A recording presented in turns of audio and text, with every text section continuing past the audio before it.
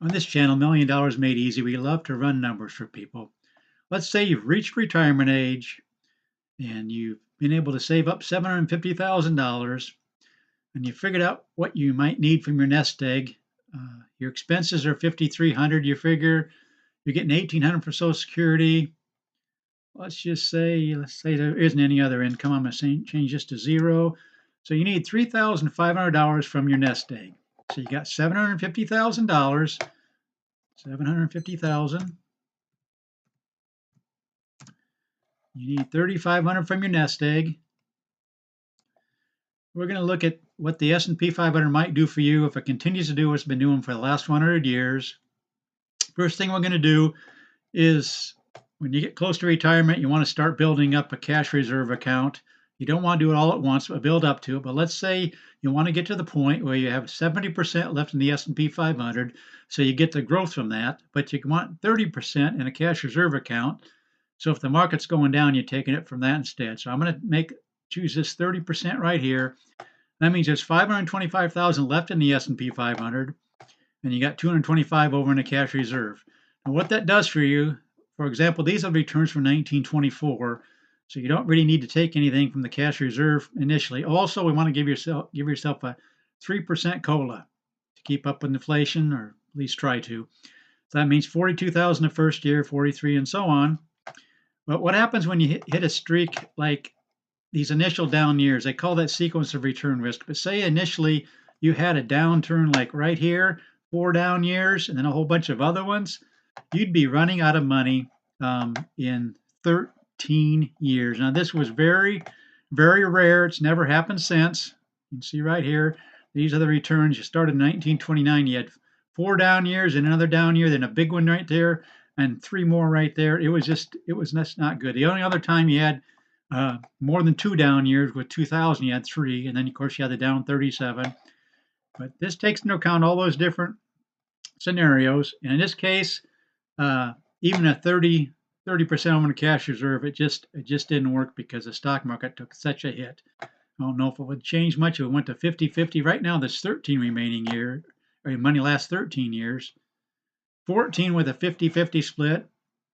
This is your asset allocation. 15 doesn't look like it's gaining much, no matter how much you put over in the cash reserve and how little you leave in the S&P 500. Because these were such down years. Let's go to one other period where there was 2 down years. That's 1973. Then it looks like a 30. Now you don't want to have a 70% split there because you're running out of money because you got too much in the cash reserve and not enough in the S&P 500.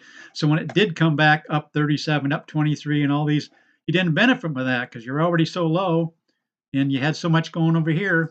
Anyway, let's stick with the 70-30. Then your money would last. Not only would it last, look at this. In the year 1973, this is a summary box right here.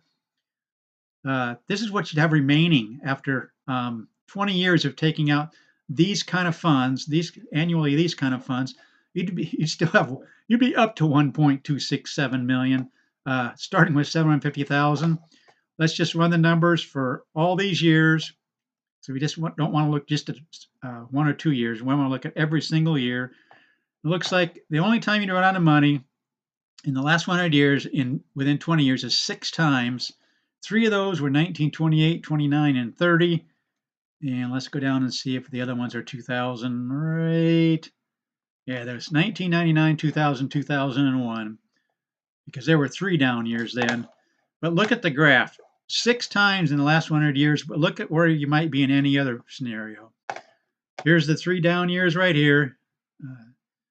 28, 29, and 30, or maybe it's 29, 30, and 31. And then the 3 years right over here. But look at the rest of these. Remember, you're starting with 750,000. Most of the time, you'd have over 1 million. This is after 20 years of withdrawing these kind of numbers right here.